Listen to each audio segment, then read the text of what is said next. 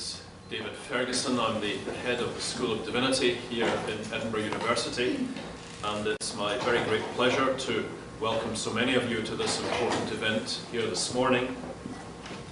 It's a particular pleasure to welcome our very distinguished guest, His Holiness Sri Sri Ravi Shankar, a distinguished spiritual leader from South India.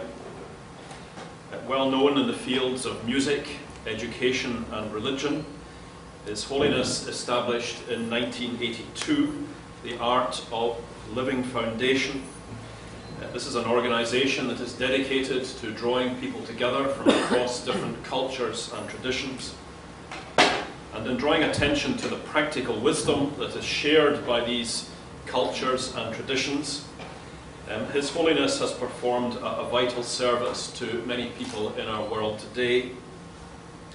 He's a popular speaker throughout the world. He has visited, I'm told, over 140 different countries, which must be most of the countries in the world. And we're delighted that he's able to visit Scotland this summer. The subject of spirituality is one that has aroused a good deal of interest in popular culture, in the health sciences, and also in the field of education. His Holiness will speak to us this morning on the theme Spirituality and Education. And in welcoming him to New College, I invite him now to address us. Please welcome His Holiness Sri Sri Ravi Shankar.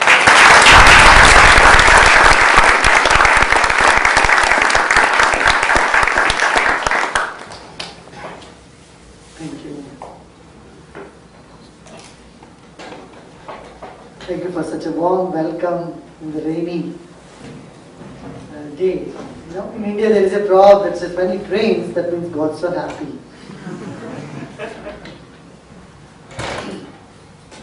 Of course, here you may say it different. When it's sunshine, then the God's so happy. Anyway, I was told that this school is in existence since 15th century. The university and the divinity has been taught here for so long. Spirituality and education, are they compatible or are they poles apart? Now, what is spirituality? Let's see. So we are made up of both matter and spirit. Correct? The body is made up of amino acids, proteins, carbohydrates.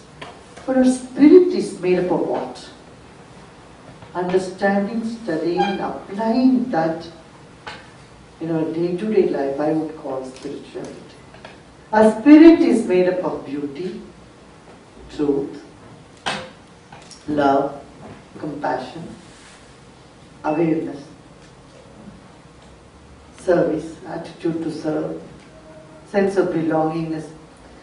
All that cannot be measured, that cannot be quantumized, I would call belongs to the spirit.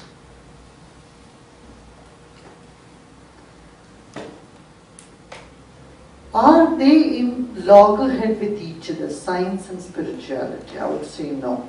Because science is learning what this is, spirituality is knowing who am I. And they're complementary. Spirituality is that which uplifts the spirit, which keeps the enthusiasm in us high and makes us become child again. The purpose of education is to make us strong and potent individuals. A strength that crosses the dimension of both physical, mental, emotional, and spiritual.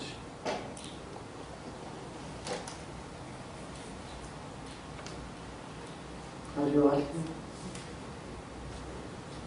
See, as I'm speaking, your mind says yes, no, Yes. Now there is a dialogue happening in your mind. Are you aware of it? There are two options. Either you agree with me or disagree with me. Whether you agree or disagree, are you aware that you are agreeing and disagreeing?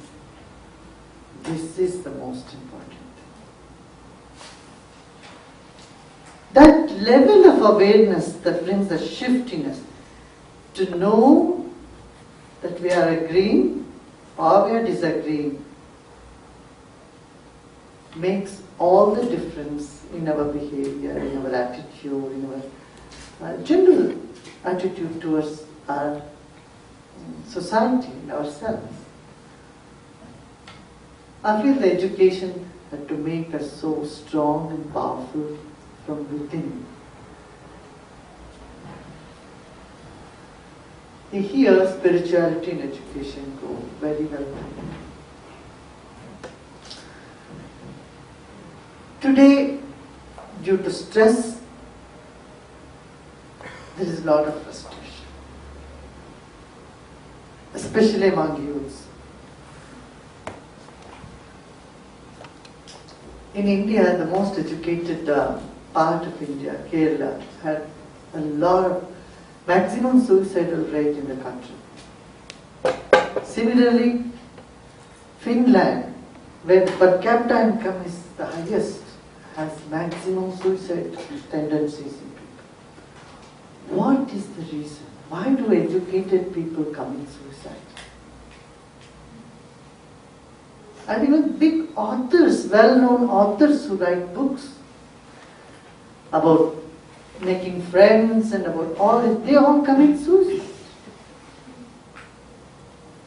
People who have written books on how to live happily have committed suicide.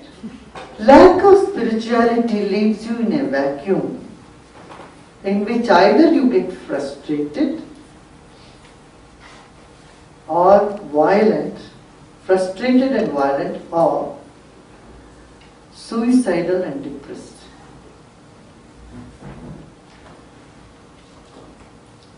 And it's spirituality that can uplift people from these two extreme disastrous conditions: suicidal tendencies and depression, or violence and frustration. Frustration begins like with frustration, and then kids go into violence. You see this today, whether in US or other parts of the world.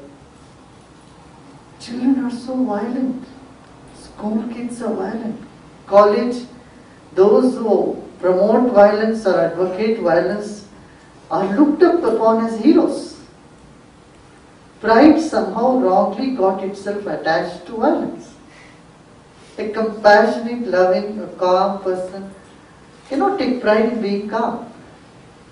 Isn't that so? Don't we see that? I feel that this is because that we have not given enough emphasis on human values or spiritual education, taught people how to handle their own emotions, how to handle the mind.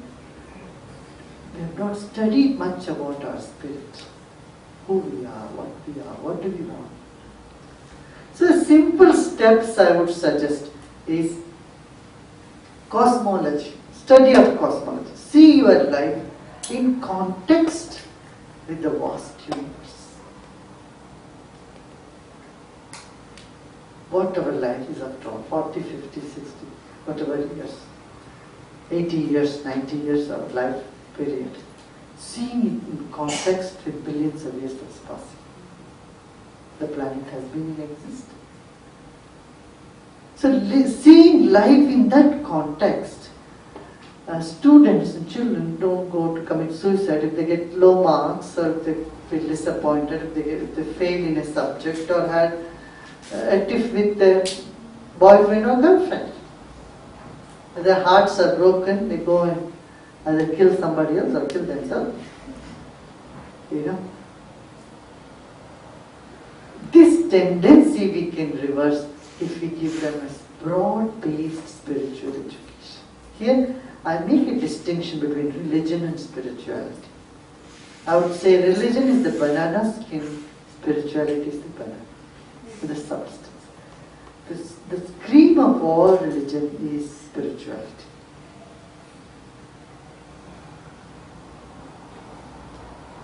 In the world today, there are many suicide bombers, many people who indulge in violence in name of religion, thinking that's going to take them to heaven.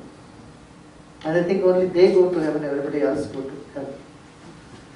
This is because they have not had a broad-based education. I would say that every child should know a little bit about all the wisdom in the world, all the knowledge of all the religions in the world. That would broaden an ecumenical understanding, will broaden the horizon. So a cosmic awareness comes around. I often ask children, see, we accept food from every part of the world. We accept music from every part of the world. We accept technology without any question. But why not wisdom too? It's time that we need to globalize wisdom. This I strongly felt it when I saw that Bamyana Buddhas were destroyed. I had so much compassion for those people because they never knew anything about Buddha. The kids never studied it. Even if they had studied just a little bit about Buddha, they wouldn't have gone and destroyed the Bamyana Buddhas. So that education in which every child learns a little bit about other religions, traditions in the world, and start owning them all would make a big difference in the world. So cosmic awareness, number one. Second, compassion. And the third is commitment. Commitment to the service. Have a goal, a commitment to serve the people around us, serving the people in the world. That brings us a sense of global family. The whole world as our own family. People from different parts of the world, different skin colors, different educational background, different faiths. We all can feel that we are one family. And I feel that is the aim of spiritual education. Spirituality is no spirituality if it doesn't make you a global citizen. See, the earth belongs to God, and if you are part of God, if you belong to God, the earth belongs to you. And everyone in the planet is part of you. And that's the aim of spiritual education, to give you such a broad outlook towards the world, towards life.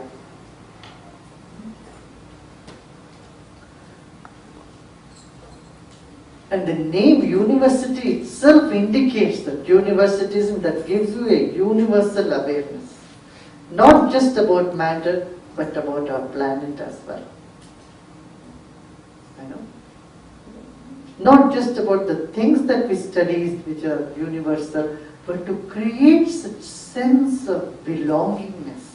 On the feeling level also, we feel that universality, universe belongs to us and part of it. Sense of an emotional upliftment and a spiritual awakening,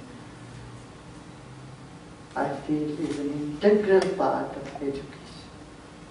Without that, we are just a computer with information. And universities need not create computers. It's not a factory. Universities are very brilliant, kind, beautiful human beings come out with a commitment to give a more beautiful world to the coming generation. Thank you. If you have some questions, I'll do.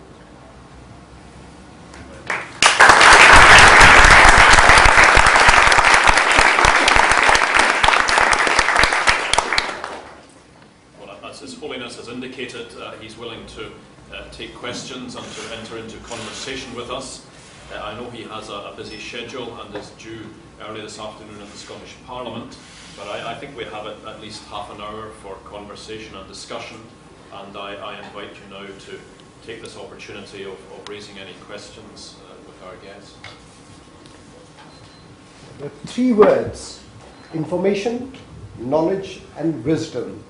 Could you explain something on the distinctive differences between these 3, the way they are perceived? Information is the beginning.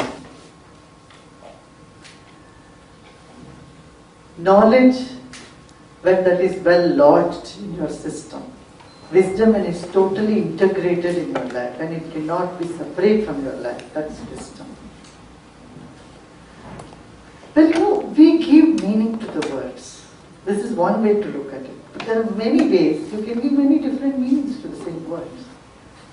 And whenever you ask for a difference, you have already made a difference.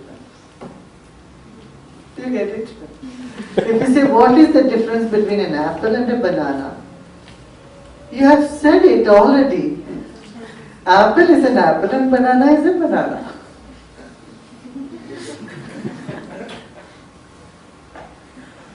It's we who give different meaning to different words.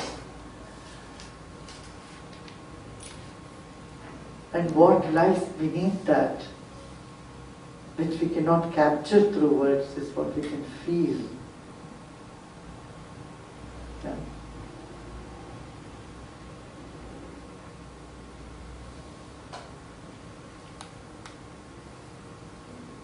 That's why the words stop, that it comes to expressing something so deep in you.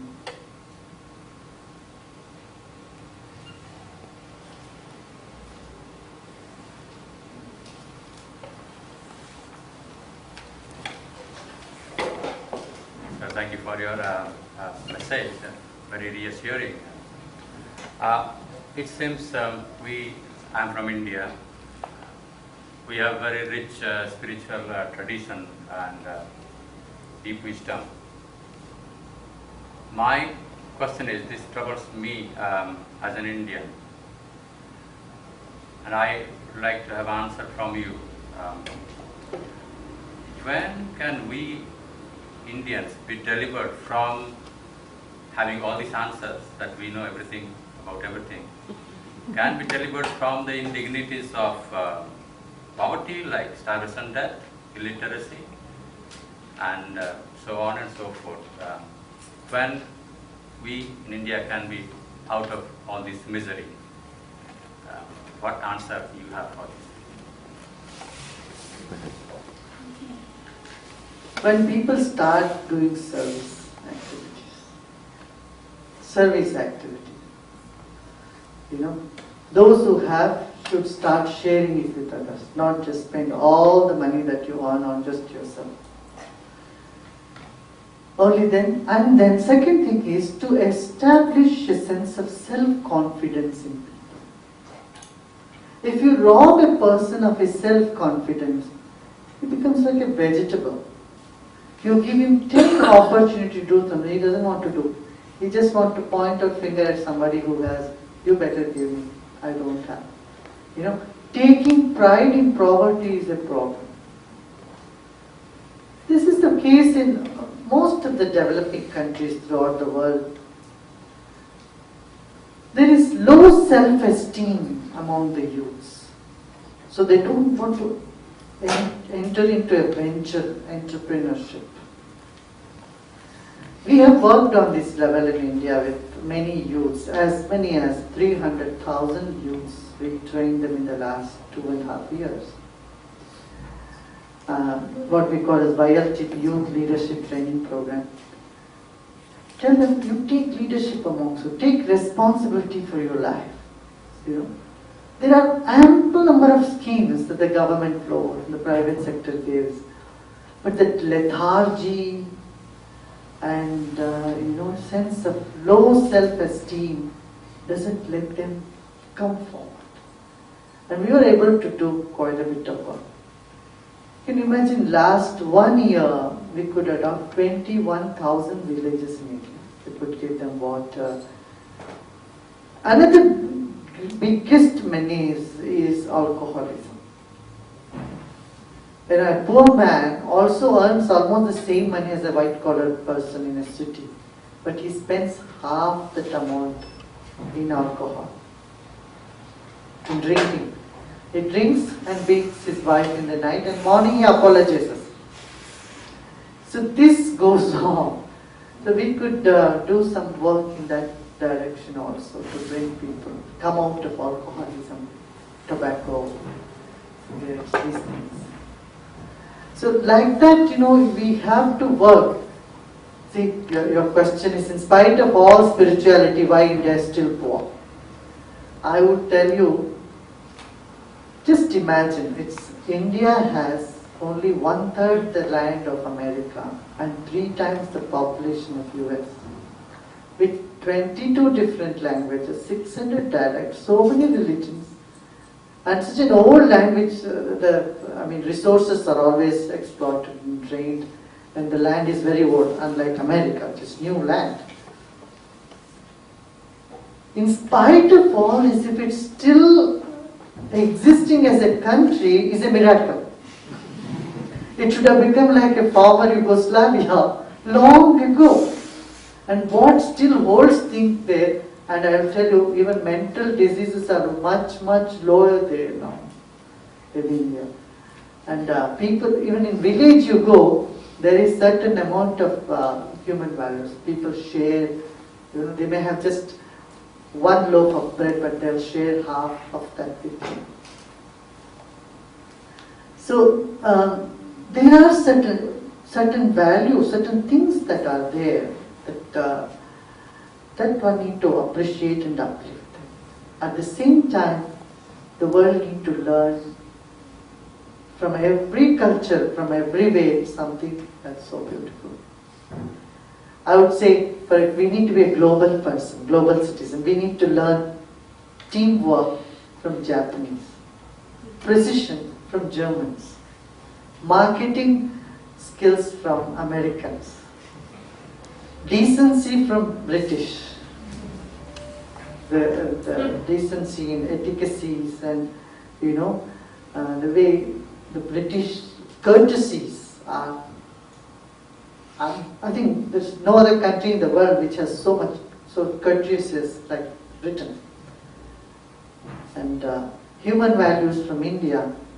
Like that, we can pick up all the nice things from all over the world and we have to learn from each other. The sense to help each other in India among the poor people, I tell you, is tremendous. It's so wonderful. The poor person smiles and celebrates. Someone cannot understand how this man is happy. He just lives on a day-to-day basis, but you see a smile on his face, which you can't find, perhaps even in Europe. People are so tense and stressed in spite of having everything.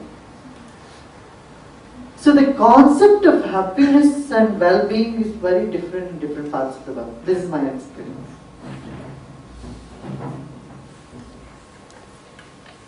Thank you for giving wisdom. A couple of days ago, one South Korean was killed by Iraqi militant. Now is in Korea is the sending soldier or not is the very hot debate is going on. Do you have any wisdom to say to the Korean people? And at the same time, this Korean who was killed actually was doing missionary work in Iraq. Do you have any idea about the missionary works of religions in other cultures? Missionary has two work. One is to bring social service to people. Second is to change their faith. If you simply do your service activity, there will be no problem. But if you try to change the faith of a person, that's where you get into trouble. Whenever you want to convert someone to some other faith, you are demeaning the faith that they are in. You are saying, your faith is no good, you better take this one, mine is better. Whenever someone says mine is better, that he is simply exhibiting his or her own ignorance about the other faith. So I would say that we need to do service without any strings attached. And when we globalize the wisdom, that means every person can know from every other tradition without changing or without becoming a follower of that religion, I feel is the better way to look at things. Otherwise, there will be a problem in the world as it has been and it will continue. What do you say?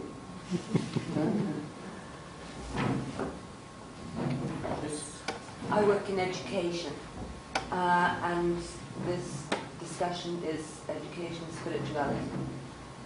I've often wondered in the young if the teaching of philosophy, particularly moral philosophy, would be better than religious education, because religion has the word, rightly or wrongly, has divisive connotation.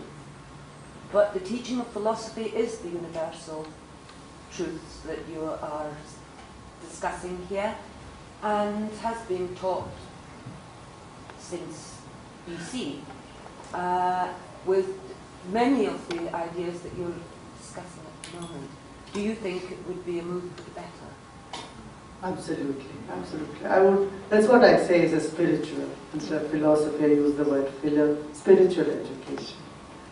It's always better. But it's good to give them a broad spectrum of religious education also, so that they don't remain ignorant, and after 30 years, 40 years, they suddenly get a book or Bible or Quran or Zindavesta, something in their hand, and they find, oh, this is something new, and then their understanding then remains very fundamental and fanatic.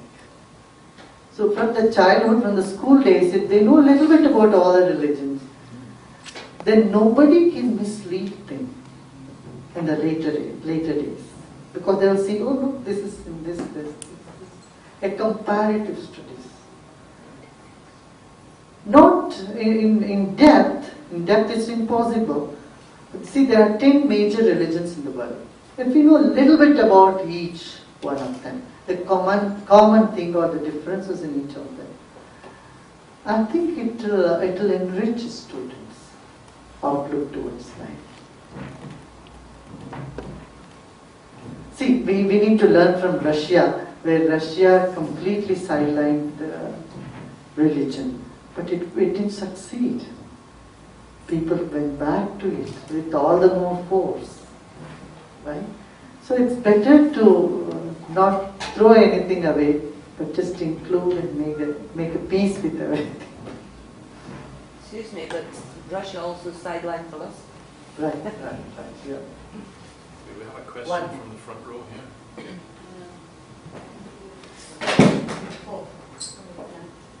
Do you meet regularly with all other religious leaders? Yeah, I keep attending whenever there is a possibility. In these conferences, interfaith dialogues, interfaith conference, I do meet. Did you meet the Reverend Kang Myung Moon of the Family Federation yet? Kang Myung Moon? Yeah, from Korea. When he established Unification Church in 1954. Did you meet him then? I don't remember. If I have met him, I might have met him in the Millennium Peace Summit in New York. He was Yes, that's there. right, he was there, yeah. He was there, then I would have just met him. Yeah, there were a lot of people there. Yeah.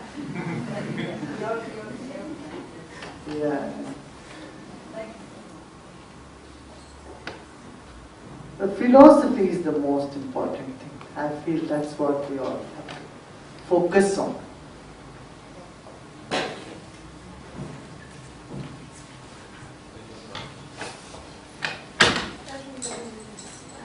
You mentioned that you felt spirituality was about knowing who I am.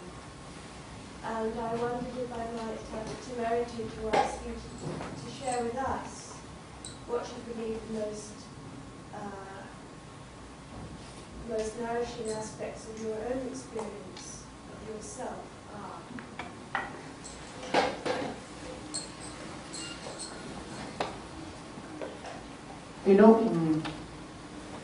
I'm just a child who refused to grow up.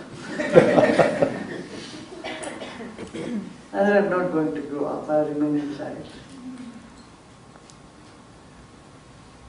And I feel at home anywhere I go, with all people, with everyone. I don't remember a moment where I didn't feel at home in anywhere I went in the world.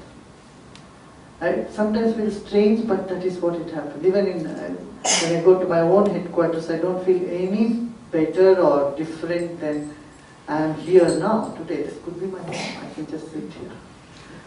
Right, you know?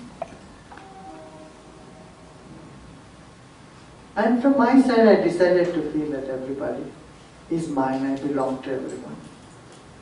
Whether someone agrees or sees that way, or it doesn't matter to me.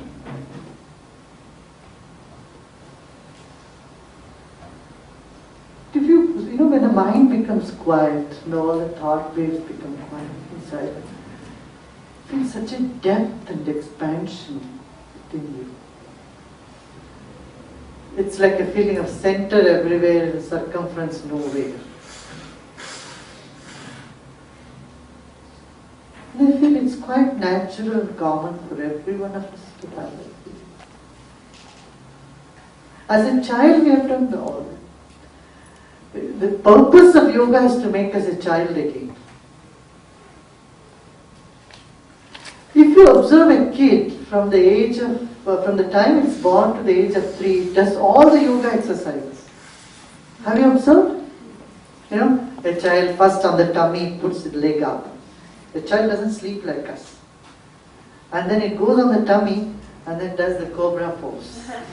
And it stands on one side. And all the twists and turns and how the body muscles are used, joints are used, and the breathing pattern of a child anywhere in the world is the same, and that is what is yoga.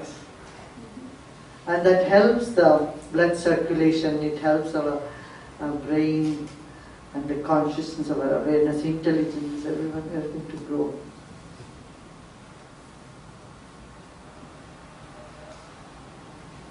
At the back again. I'm allowed, sorry. You have just said you saw the smile in the face of a poor. Even if he's poor, doesn't have food, he's happy. But rich people here in the West, so much money, are unhappy. But don't you see that's a very, very basic problem in India, to tell the poor, forget your hunger, keep smiling. And it's been that's your karma, and been born there. It's been going on for ages. Like some people who control everything, resources and everything, and tell to the poor, well, you are of that caste, you belong there, that's your, stay there, keep smiling and be happy. No. Listen, by someone telling someone you be happy, they are not going to be happy. But they know that's they are taught, that's their karma. They are outcasts and they are untouchables, and life is over for them. Christianity says that, don't worry, you will go to heaven. This is a journey you pass through. Don't worry about this world. That teaches the otherworldliness. Everything will be in heaven.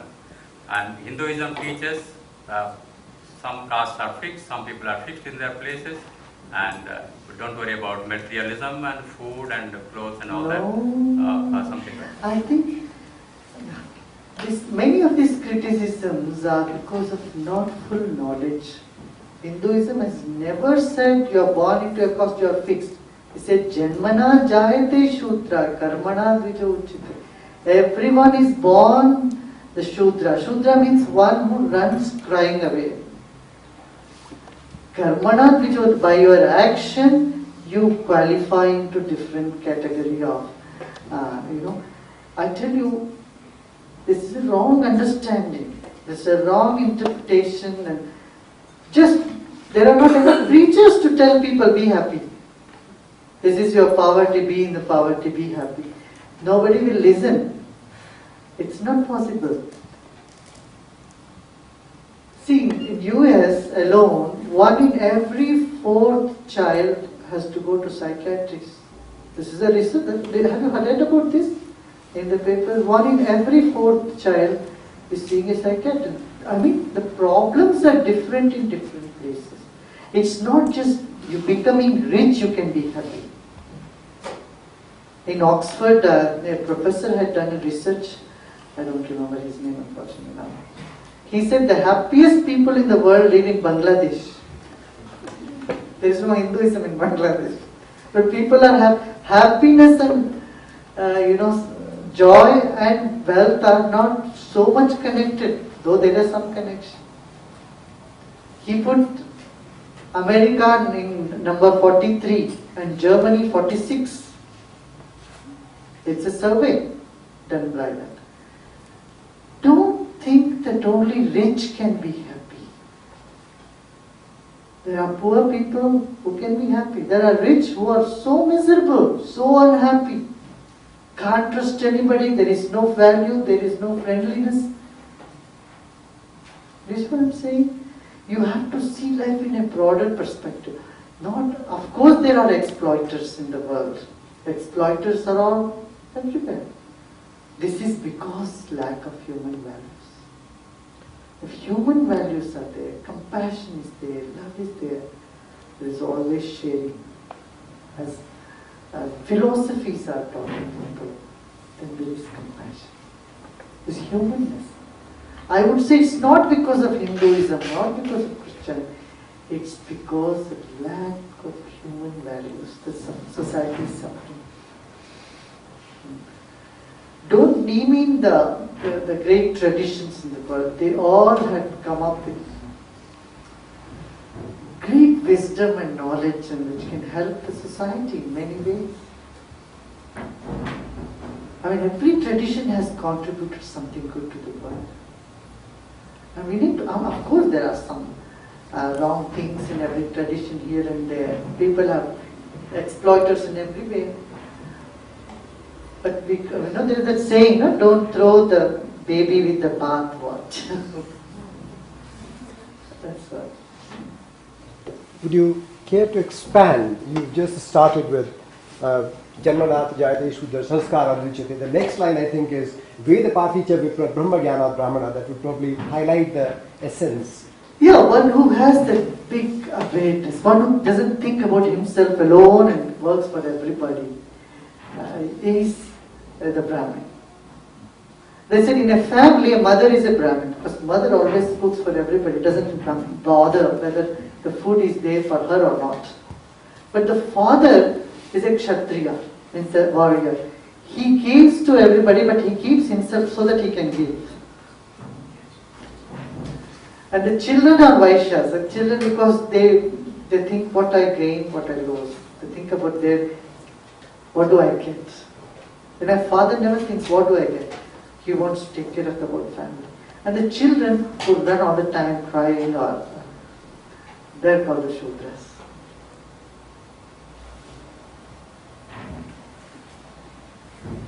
We have time for one or two more questions or comments. I think there's about 10 minutes remaining, so who else would like to participate in the conversation?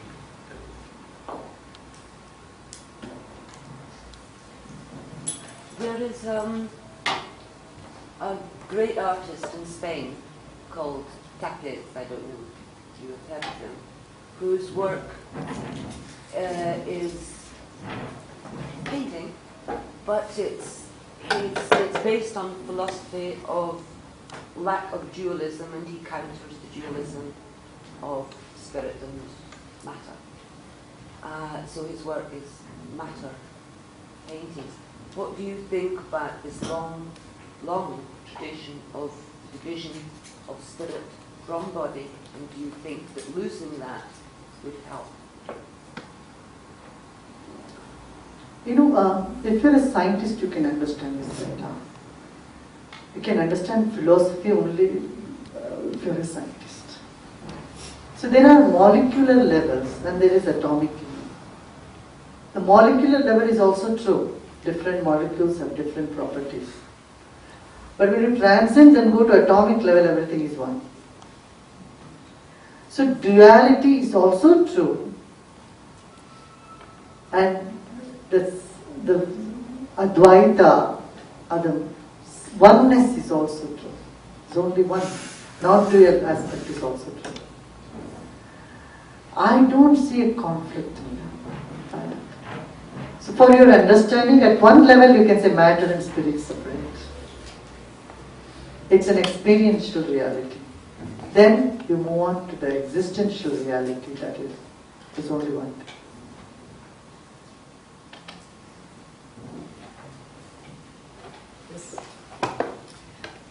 When Mahatma Gandhi was asked what he thought of civilization, he replied it would be a good thing. And I wonder what you think of Western so-called civilization.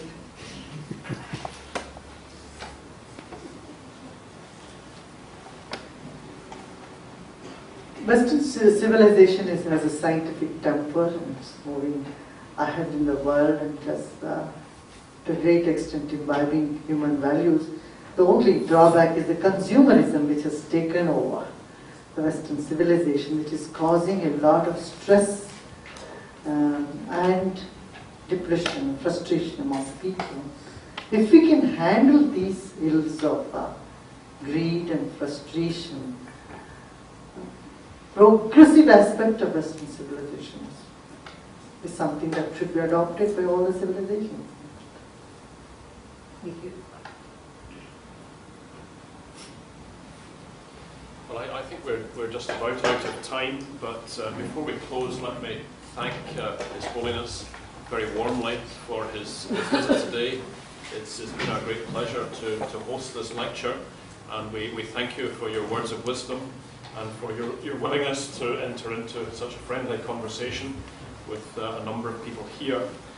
We wish you well on the rest of your trip in Scotland, particularly as you visit the Scottish Parliament this afternoon. I think you've got a short break now for a snack lunch, but I know you have to get to the Parliament within the next hour.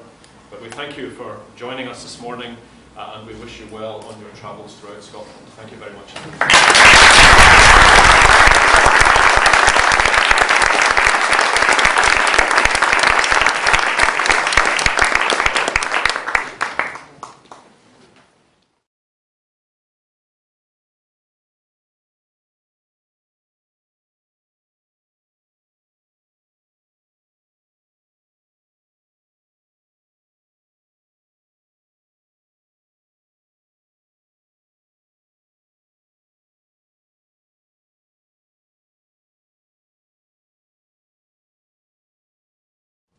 My name is David Ferguson. I'm the head of the School of Divinity here in Edinburgh University, and it's my very great pleasure to welcome so many of you to this important event here this morning. It's a particular pleasure to welcome our very distinguished guest, His Holiness Sri Sri Ravi Shankar, distinguished spiritual leader from South India. Well known in the fields of music, education and religion, His Holiness established in 1982 the Art of Living Foundation. This is an organisation that is dedicated to drawing people together from across different cultures and traditions, and in drawing attention to the practical wisdom that is shared by these cultures and traditions. His Holiness has performed a vital service to many people in our world today. He's a popular speaker. Service, attitude to serve, sense of belongingness, all that cannot be measured, that cannot be quantumized, I would call belongs to the spirit.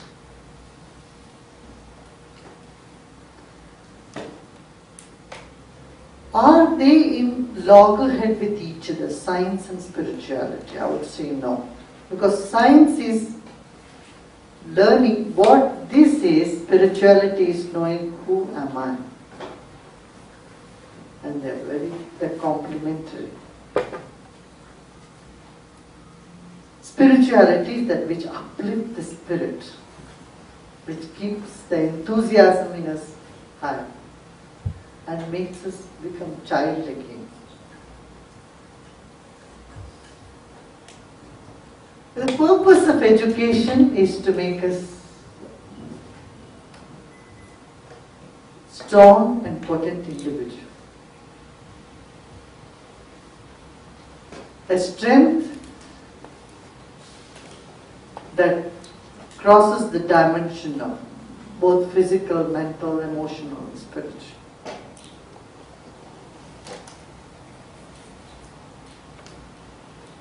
Are you all here?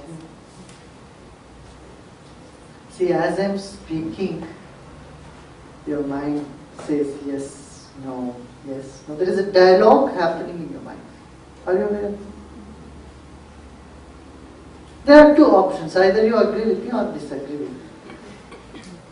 Whether you agree or disagree, are you aware that you are agreeing and disagreeing? This is the most important. That level of awareness that brings a shift in us to know that we are agreeing or we are disagreeing makes all the difference in our behavior, in our attitude, in our general attitude towards our society and ourselves. I also have.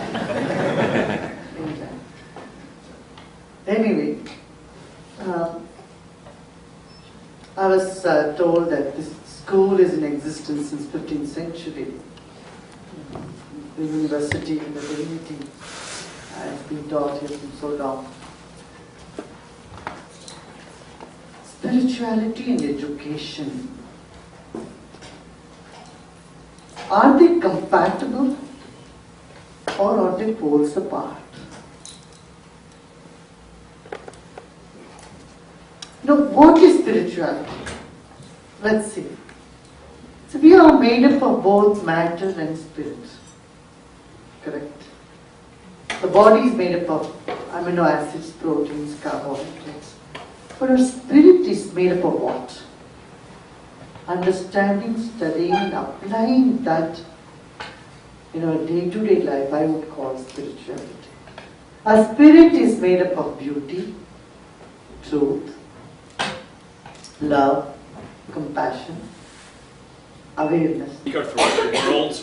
He has visited, I'm told, over 140 different countries, which must be most of the countries in the world. And we're delighted that he's able to visit Scotland this summer. The subject of spirituality is one that has aroused a good deal of interest in popular culture, in the health sciences, and also in the field of education. His Holiness will speak to us this morning on the theme spirituality and education. And in welcoming him to New College, I invite him now to address us. Please welcome His Holiness Sri Sri Ravi Shankar.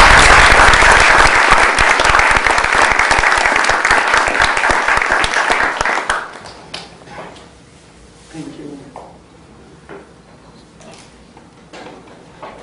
Thank you for such a warm welcome in the rainy day. You know, in India there is a proverb that says when it rains, that means God's so happy.